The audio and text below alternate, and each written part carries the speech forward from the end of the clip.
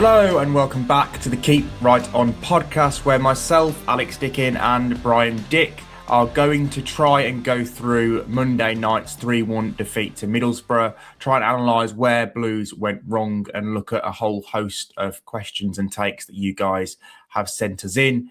We're both there at the game last night. Brian, how did you find it? And can you just give us your initial thoughts, please? Yeah, I went in worried about Middlesbrough's press, having seen them quite a bit this season, and that's exactly how it turned out. I thought they pressed the life out of Blues and destabilised the whole thing.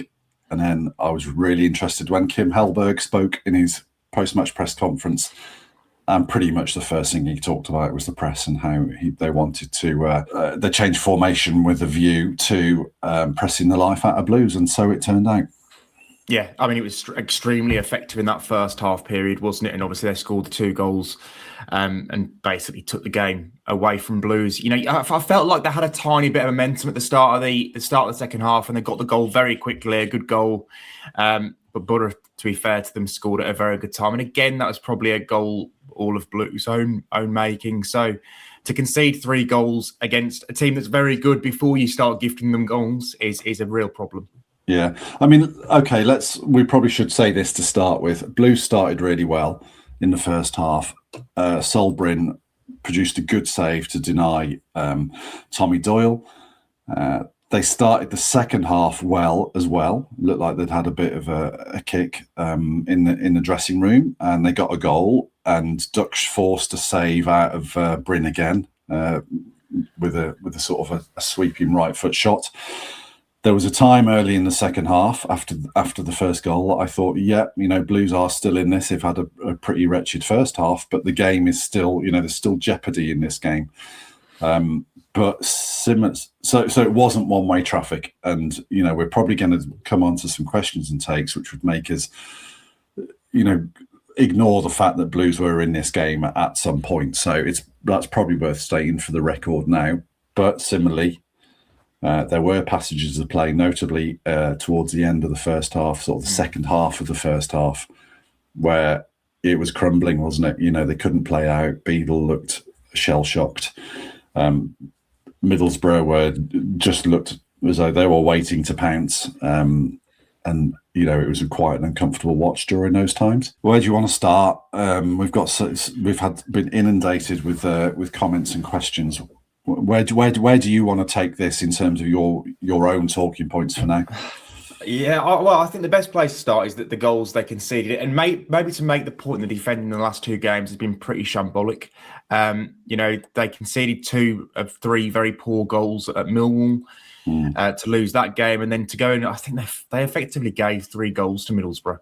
I mean, the first 2 felt quite avoidable from a defensive point of view. You know, I think the way Brighter-Side Samuel challenged Matt Targett for that first ball over the top suggested that he had no idea Targett was ghosting in behind him, because if he'd have connected with Targett, he was getting sent off. So that's really, really poor.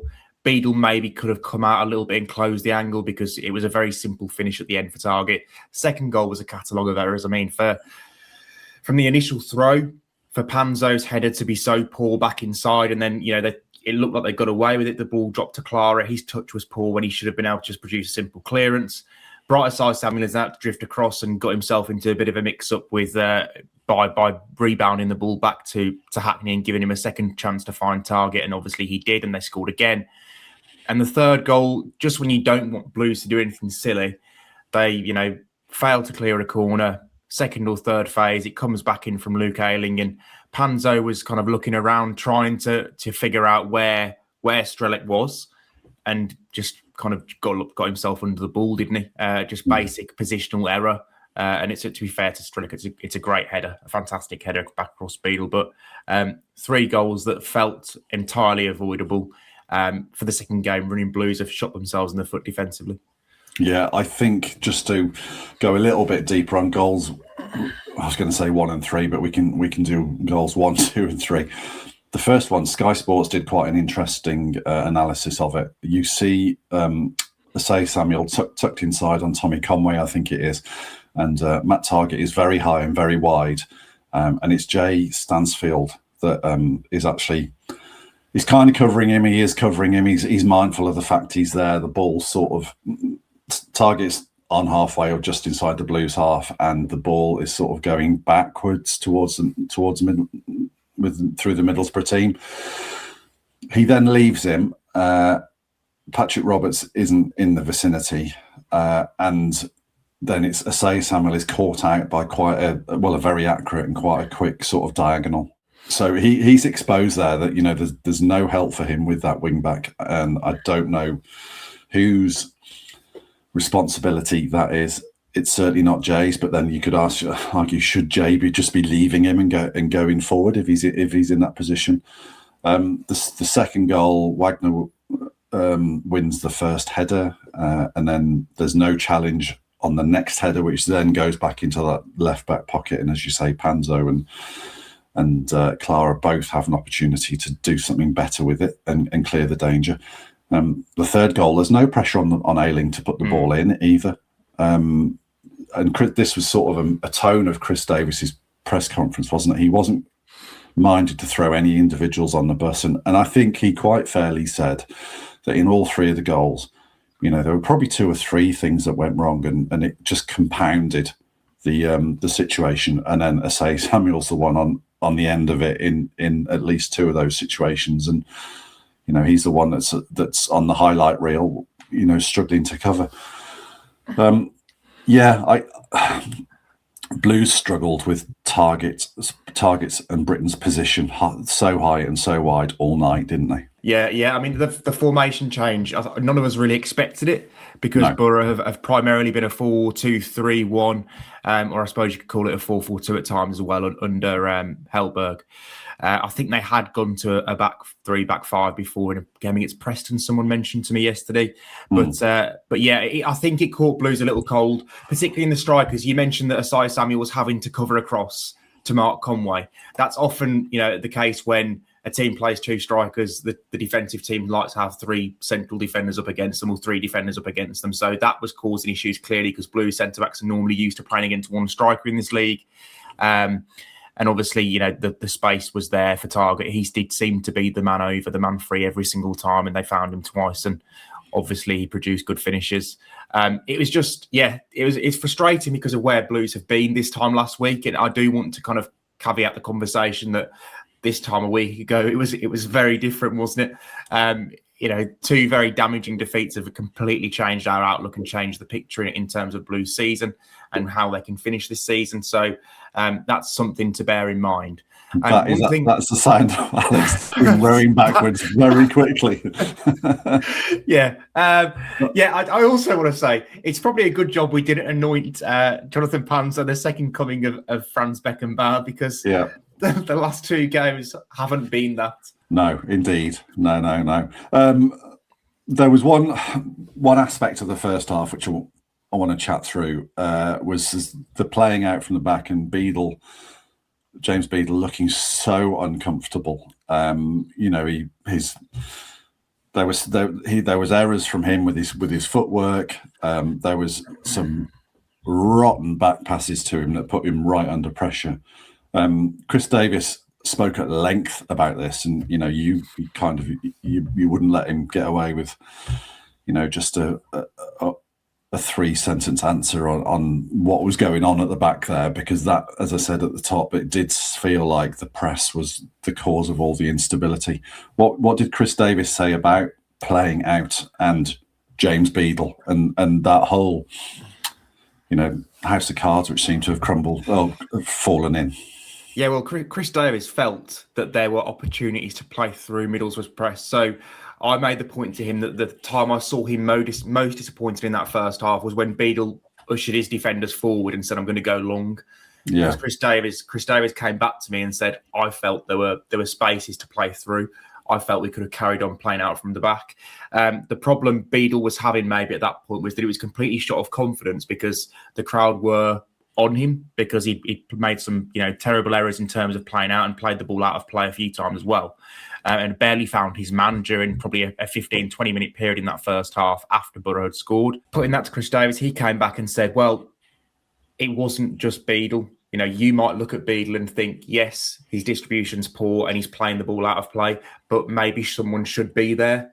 So he works on patterns and things like that in training. They know how to play out from the back. And he's saying that the players weren't in the correct positions. And he did say that he was disappointed that the players didn't show for the ball in that half. And it felt like maybe Beadle was taking the brunt of it because obviously, you know, they weren't playing out from the back as they should have been. Yes, so his criticism was that the whole team wasn't buying into playing out, wasn't it really? Yeah. And again, like with the say Samuel, he's the one on the highlights reel. Beadle was the one, you know, struggling to find the people that should have been there, presumably to pass to. There was some talk at half time as to whether Beadle would actually be substituted because obviously he looked a little bit dazed in that clash with Panzo.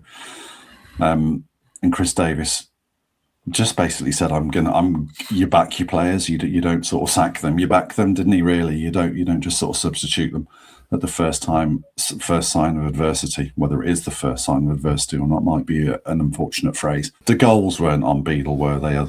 You know, I think we can safely say that. No, I mean the only one I was mentioning is the question whether he could have come out to target for the first one a little bit faster, maybe. But I'm not blaming him for that one. It's not like a clear and obvious error that James Beadle has made, and I don't think Blues lost that game because of James Beadle. I will agree with Chris Davies on that. I think the problem was they kind of gave up so much of their time to get back into the game with what they were doing towards the end of the first half, in that the playing out from the back clearly wasn't working and they were getting it all wrong. So it's something they do need to work on. And maybe you know, we keep coming back to the Beadle-Allsop debate because we kind of, our most recent reference point with Allsop is the Leeds Cup game where his distribution was absolutely phenomenal. I don't think Chris Davies is going to make that change, and the point he makes about, you know, backing your players rather than throwing them under a bus. You know, I'm not surprised that Beadle came out again for the second half, because who would substitute their goalkeeper in that situation? Because you're effectively ending them, aren't you? You're not going to play them again if you take them off in that situation. Absolutely. The other player around whom there was considerable conversation, well, everyone took some strays last night, to be fair, but Marvin Ducksch.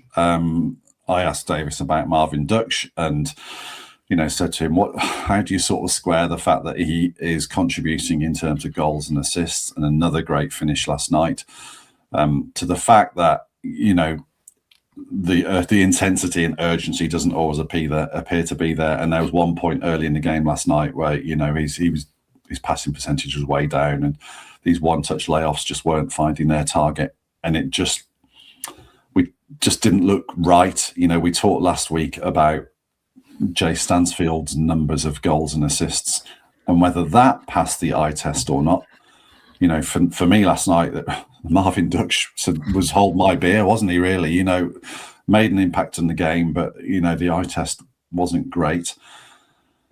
Alex, the Marvin Duck debate, where are we with this? It's an issue I have. I mean, Chris Davies has access to a lot more information. He sees a lot more than we do. That's fine. And he is very much of the opinion that Marvin Duck is, you know, per 90, Birmingham City's best goal contributor in terms of goals, assists, although he has only got one official assist this season, and being involved in goals with, you know, second assist, hockey assist, or whatever you want to call them.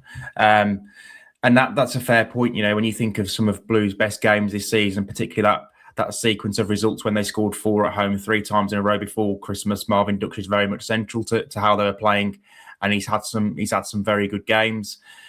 But I don't think he does pass the eye test. You know, I don't think he's that involved in games. He'll kind of save himself and get himself up to a 6 or a 7 by scoring a goal or doing something, doing that moment of magic. One of his one-touch layoffs or passes comes off or whatever. But it feels to me like he coasts through a lot of games without doing much. And that is the frustration when you've got players around him that are kind of, you know, in the case of Stansfield, being substituted when they're probably doing a tad more than him. Yeah. So again, Sky Sports put up a very interesting graphic pre-match yesterday. Blues, it was the difference between Blues results and output when they have Ducksch starting and when they don't. So when these are pre last night's game, I should say. when Ducksch starts, which has been on 19 occasions in the Championship, Blues have won 10 and lost 3. Their points per game is 1.9 and their goals per game is 1.8. When Ducksch doesn't start, they've won 3 of 15. Points per goal is a point down, so it's gone down from 1.9 to 0.9. And the goals per game has gone down from 1.8 to 0.7. That settles the debate, doesn't it? It doesn't matter what our eyes are telling us or what the sniff test is or whatever. Yeah. Although you could argue, Brian, that Marvin Duck was missing during probably Blues' most difficult period of the season at the start of the season when he was injured and they were having all sorts of teething problems, and Chris Davies was chopping and changing between central defensive pairings and so on. And they went on a bit of a winless run. He wouldn't have started many games in December. And I would say that when he played in December, he was fit. And when he played, he was very poor throughout December. I don't know. It's subjective. The stat does really work in his favour. But that I'm not quite convinced. They are massively better with him in the team than without him. The results will say they are there. But there were periods in this season where he wasn't playing and he was available. And when he did come on as a sub or whatever, he wasn't having an impact on a game. Something that I want to pick up on as well about Marvin Duck. We talk about the big game player, and Chris Davies has said that Marvin sees himself as that. If you look at the goals that he scored this season, how many big games has he affected? Are we talking about a flat track bully here? Because he's obviously scored 2 goals against Coventry in what was a very big performance from a big player. He scored once against second place Middlesbrough in a game that he was, I would say, otherwise anonymous.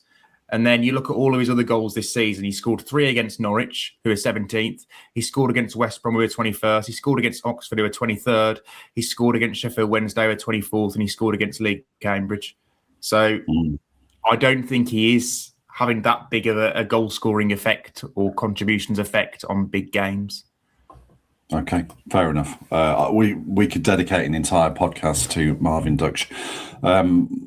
We've got the playoff-ometer on the running order next. Should we just throw it out? Maybe. Yeah, you were talking about last night making one, weren't you? And somebody shouted to me on the way when I was walking down to the press lounge. What's the playoff-ometer saying after the weekend? And I said, I don't know, about 30, maybe 40 if they win again tonight. But a defeat, I hadn't really contemplated defeat at that point, and it does feel like it's killed it a little bit, doesn't it? It does. And Chris Davies almost said as much last night. And he said, going to require something pretty special. Let's get on to some takes. Danny Swift, thoughts on the lack of formation changes now? A lot of people have talked about the setup and the formations. Some pre-game or at the start of the game, changing the base formation. Some talking about the lack of in-game changes. Danny said, thoughts about our lack of formation switches to help stifle opposing teams. I feel we tend not to react at all to going a goal down, apart from the switch to a 3 at the back and sending on the Alamo. It feels we lack tactical fluid changes. Chris Morris is kind of a similar point on my own fair in saying we have no plan B and we are one-dimensional. You know what minute the substitutes is going to be coming on, and it's no wonder that the better teams in the league sort of know what's coming. Tactical base formations, in-game formations, substitutions. Where are we, do you think? I think if we start with formations, Blues have always been a 4-2-3-1 under Chris Davies. I think briefly at the start he tried to argue or suggest that it was a 4-3-3, but after about 3 weeks he accepted it was a 4-2-3-1. That's what it has been. They have never changed from that. I think the type of player they've had in each position, particularly in those 3 behind the striker, has changed. They've now got probably more direct, natural wingers than they had previously. They've now got more of a striker in the number 10 position in Marvin Duck or Jay Stansfield, whoever plays there, rather than kind of the natural number 10 they would have had last season in the form of Willemson or Kieran Dowell, or even Luke Harris. So they've changed in terms of that, but the formation has never changed. And I've spoken to Chris Davies about this at length, mainly when Blues were doing poorly in December, about, you switch to something else. Will you try a back 3? He briefly went to a back 3 in games against Coventry and Cambridge at the start of the year to see games out. But he's always said that he feels that Blues are better served in a back 4 and that's how they will remain. So I would be surprised if he went to that. I suppose he would argue that he's drilled them in a back four for so long, got them through these patterns and built things and built an identity. Yeah. Then why would he go and kind of change things now? Because that would defeat the point of all the coaching, wouldn't it? So that's what I'll say on that. If the subs is another interesting... Just before you go on, I have no issue with... you stole the word I was going to use there, Blues having an identity. It doesn't just help from a coaching point of view, it helps from a recruitment point of view as well. If you know the profile of player you want to recruit to fit into the machine, it's been a while since we've talked about the Blue machine. But I have, as I said, I have no issues with, having a sort of a starting point philosophy. I think you'll find that, most successful clubs do have an identity. And, if you're there long enough, you then start bringing through young players, don't you? Players through the academy that have been drilled to slot into a certain role, in a machine. So I don't mind. I don't mind that. Do I sense a, rigidity and a stubbornness? Is that just another word for philosophy? It might be, potentially. I do think there are in-game changes that you and I don't see, and a lot of other people don't see, largely because our heads down and we're writing for the last 20 minutes. I'd struggle to go to war with Chris Davies tactically, I've got to say. Yeah, I think what you can add on that, I suppose, is that he has kind of got some regimented changes that he will make. I suppose if you look at 60 minutes, he'll normally make two. I was talking to him about this the other week, and he said, I'll normally make 2 on 60 to freshen things up. They're normally wide players, aren't they? Or a wide player and a striker, as they were with Vicente and Prisca against Middlesbrough.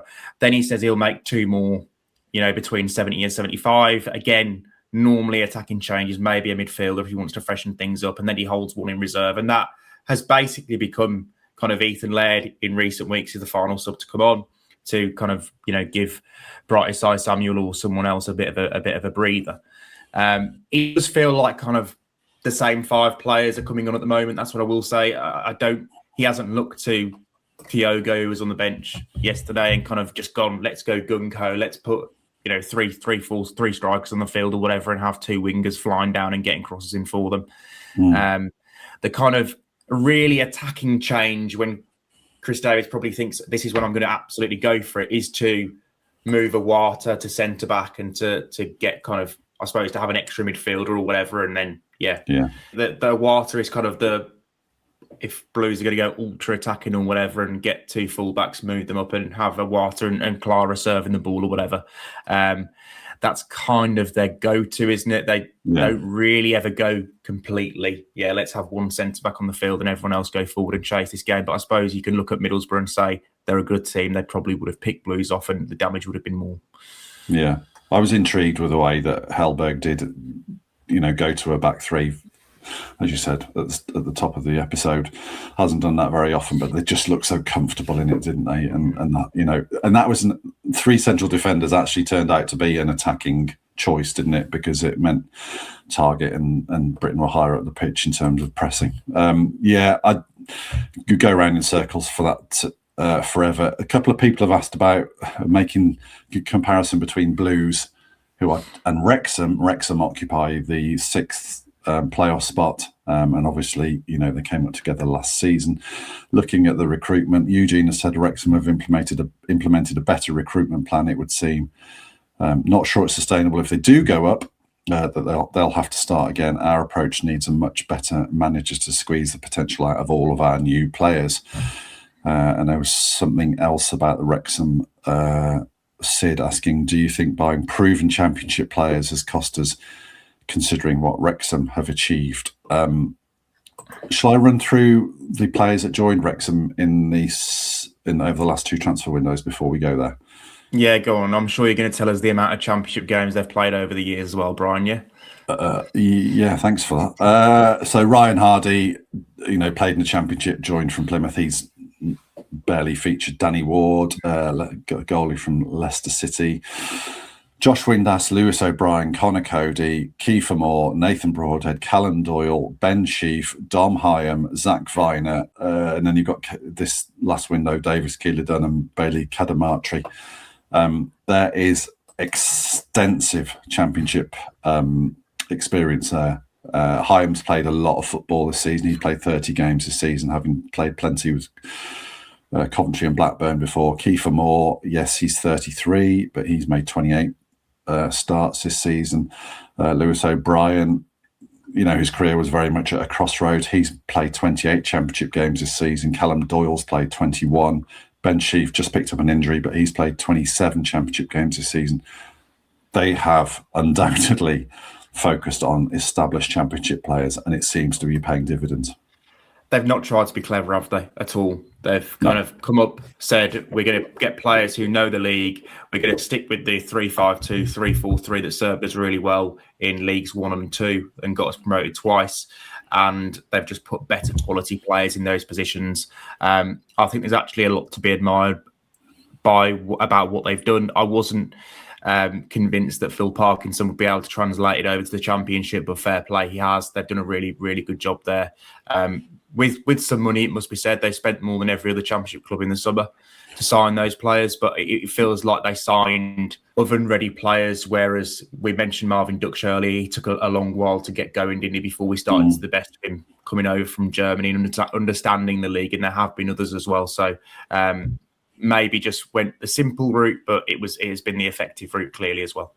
And this actually takes us to full circle a little bit, because we're going back to Wrexham's philosophy. Wrexham's philosophy was a 3-5 at the back, pretty direct football. That's what's carried them through the leagues by and large, and that's what they've recruited to, and that's the way they play, and that continuity has helped them. So,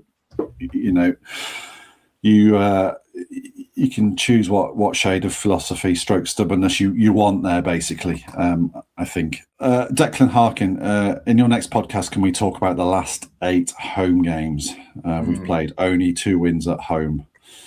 I'm going to go for 9 because I think it's unfair to just ignore the Leeds game, which I suspect Declan was doing. So it's Borough at home, Leeds at home. It was West Brom, Leicester, Stoke, Coventry, Southampton and Derby. Now, the 2 home wins were Cov and Leicester, weren't they? Yep. I remember fielding questions a couple of months ago about, what's likely to give way first. Is the away form likely to improve or the home form likely to waver? And the answer now seems to be a bit of both, doesn't it? Yeah, I think it was at the time as well. Maybe because the quality of teams that Blues played away in the first half of the season were always going to become it's going to get a little bit easier away from home and obviously a little bit harder at home. And so it has proved. I've been a bit disappointed with some of the draws they had over Christmas. I think they were unlucky in the Southampton game. There was a bit of a contentious goal there, wasn't there? They probably should have been able to press home that man advantage against Derby on Boxing Day as well. Yeah, the West Bromwich Albion game will always be looked back on as 2 points dropped as well. So yeah, and Stoke was a missed opportunity as well, given the injuries as well they had. So you look at those 4 draws that Blues have had there. If they could have turned 2 of those into wins, then we'd be having a different conversation today, wouldn't we? And that Blues are very much still in the playoff race. So we will look back on this season. Someone pointed out to me after the game that it's the away form that is going to cost Blues over the course of the piece, but their home form has dipped, and because of their away form being so bad first half of the season, they couldn't afford for that to happen. We'll do 2 more. There's so many here, and we could talk for hours about this. A couple of people asking about, where the season's going now, and if it turns out to be something short of the playoffs. Joe said, in your view, would a comfortable top half finish be a good start back in the Championship or a failure? Have fans got giddy with success, or should we be pushing for the playoffs with the money spent? I mean, that is we're not going to answer that in a few minutes, Joe. But I didn't feel Blues were going to get promoted this season, even at the start of the season. I have to be honest. I thought they looked like a 10th place team. What about you? Yeah, we'll go back through the preseason predictions, and as ever, I've put the cart before the horse, and I had Blues in full. So right. So yeah, I did look at the league at the start of the season, and I felt that with some of the teams coming down, I didn't think they'd be as strong as they were previously. Obviously, we knew that Leicester potentially had the points deduction hanging over them. And I actually had Blues squad up there. And then I saw this first half of the season. I think it was painstakingly obvious to all of us that they had really kind of left themselves light physically in the league. And we saw that over the first half of the season. We saw it play out away from home, particularly, time after time after time. And they would lose games just by being battered by the opposition, basically, being too soft in key positions, particularly in midfield, where Tommy Doyle and Sopek, for all their talents in possession, aren't the most combative physical duo in the world, are they? So they tried to correct that in January, spent a lot of money, and got themselves into a terrific position this time last week, 2 points outside the playoffs.